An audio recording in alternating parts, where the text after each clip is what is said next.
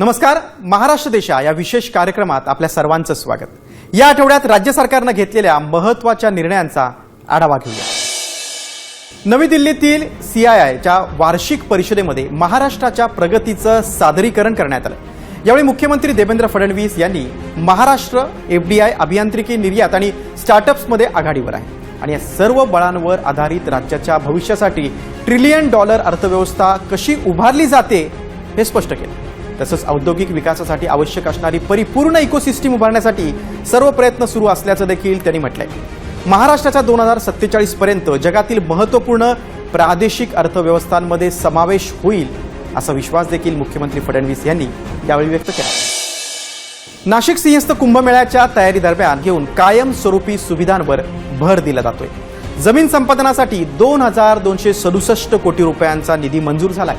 1450 एकरवर भव्य साधुग्राम उभारलं जाणार आहे. तसंच प्रत्येक मोठ्या आखाड्याला 5 कोटी तर लहान संस्थांना 15 लाख रुपये मिळणार आहेत. कुंभमेळा प्राधिकरण आखाड्यांचं वीज बिल भरणार असल्याची माहिती उपमुख्यमंत्री एकनाथ शिंदे यांनी दिली. तसंच नाशिक त्र्यंबकेश्वर येथे होणाऱ्या सिंहस्थ कुंभमेळ्याच्या बोधचिन्हाचं अनावरण मुख्यमंत्री देवेंद्र फडणवीस, उपमुख्यमंत्री एकनाथ शिंदे आणि उपमुख्यमंत्री सुनेत्रा पवार यांच्या हस्ते करण्यात आलं. यावेळी देशपातळीवर स्पर्धा घेण्यात आली होती. निवड करण्यात आलेल्या या चिन्हामध्ये त्रिशूल, त्र्यंबकेश्वर मंदिर, काळाराम मंदिरची कमान आणि शिवलिंगाच्या रूपातील गोदावरी नदीची प्रतिमा आहे. केंद्रीय मंत्री ज्योतिरादित्य सिंधिया यांनी मुंबईतील अंधेरी रेल्वे स्टेशनवर नवीन सब पोस्ट ऑफिसचं उद्घाटन केलं. या कार्यक्रमाला मुख्यमंत्री देवेंद्र फडणवीस हे देखील उपस्थित होते. या आधुनिक पोस्ट ऑफिसमुळे प्रवासिकांना टपाल सेवा अधिक सुलभ होणार आहे. मुख्यमंत्री देवेंद्र फडणवीस यांच्या उपस्थितीत उद्योग विभाग आणि AM इंटेलिजन्स लॅब्समध्ये 1,14,000 कोटी रुपयांचा सामंजस्य करार झाला. याद्वारे मुंबई महानगर प्रदेशमध्ये संपूर्णपणे अक्षय ऊर्जेवर आधारित 500 मेगावॅट क्षमतेचा integrated green data centre park आणि AI कॉम्प्युटर हब उभारला जाईल. 2028 आणि 2030 अशा 2 टप्प्यात होणाऱ्या या प्रकल्पामुळे राज्यात 8,000 प्रत्यक्ष, अप्रत्यक्ष आणि 2,000 अतिरिक्त बांधकाम रोजगाराच्या संधी निर्माण होतील. आता शेतकऱ्यांसाठी खुशखबर आहे. शेतकऱ्यांना 30 जूनपूर्वी कर्जमाफी देणार असल्याची घोषणा मुख्यमंत्री देवेंद्र फडणवीस यांनी केली. तसंच नियमित कर्जफेड करणाऱ्या शेतकऱ्यांना 50,000 रुपये प्रोत्साहनपर अनुदान देणार असल्याचं देखील त्यांनी सांगितलंय. मुख्यमंत्र्यांनी केलेल्या घोषणामुळे शेतकऱ्यांना मोठा दिलासा मिळणार आहे.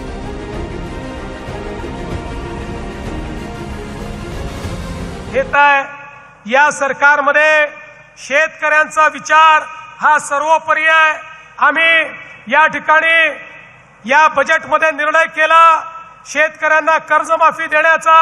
त्याची तयारी आमची सुरू आहे. 30 जून पूर्वी आमच्या शेतकऱ्यांना कर्जमाफी आम्ही देणार आहोत आणि त्यासोबत ज्या शेतकऱ्यांनी प्रामाणिकपणे कर्ज भरलं त्यांना प्रोत्साहनपर राशी देखील आमच्या सरकारच्या माध्यमातून देणार आहोत. पंतप्रधान नरेंद्र मोदींनी मंत्री आणि नेत्यांनीही सार्वजनिक वाहतूक व्यवस्थेचा वापर करण्याचं आवाहन केलं होतं. या आवाहनाला प्रतिसाद देत मुख्यमंत्री देवेंद्र फडणवीस यांनी पुण्याहून बेंगळुरूला जाताना विशेष विमानाऐवजी इंडिगो विमानानं प्रवास केला. दुसरीकडे उपमुख्यमंत्री एकनाथ शिंदे यांनीही इलेक्ट्रिक वाहनाचा वापर सुरू केलाय. तसंच आपल्या ताफ्यातील गाड्या देखील कमी केल्यात. आपल्या पक्षाच्या सर्व मंत्र्यांनाही इलेक्ट्रिक कार वापरण्याची सूचना त्यांनी दिली. यालाच अनुसरून महाराष्ट्र सांस्कृतिक विभागाने देखील कांस चित्रपट महोत्सवासाठी सरकारचं शिष्टमंडळ न पाठवण्याचा निर्णय घेतला. उपमुख्यमंत्री सुनेत्रा पवार यांच्या उपस्थितीत रायगड जिल्ह्यातील रोहा नगर परिषद हद्दीमध्ये 16 कोटी 32 लाख रुपयांच्या विकास कामाचं उद्घाटन करण्यात आलं. कुंडलिका नदी किनारी पूर संरक्षण भिंत, कुंडलिका नदी संवर्धन गार्डन, JJ स्कूल ऑफ आर्टनं तयार केलेल्या शिवसृष्टी शिल्पाचं लोकार्पण अशा अनेक कामांचं भूमिपूजन उपमुख्यमंत्री सुनेत्रा पवार यांनी केलं.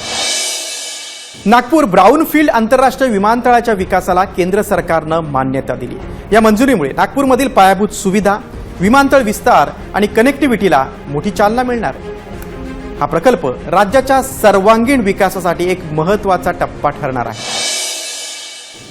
महाराष्ट्र देशा या विशेष कार्यक्रमात आता इथेच थांबतोय. पुन्हा भेटूयात. तोपर्यंत नमस्कार.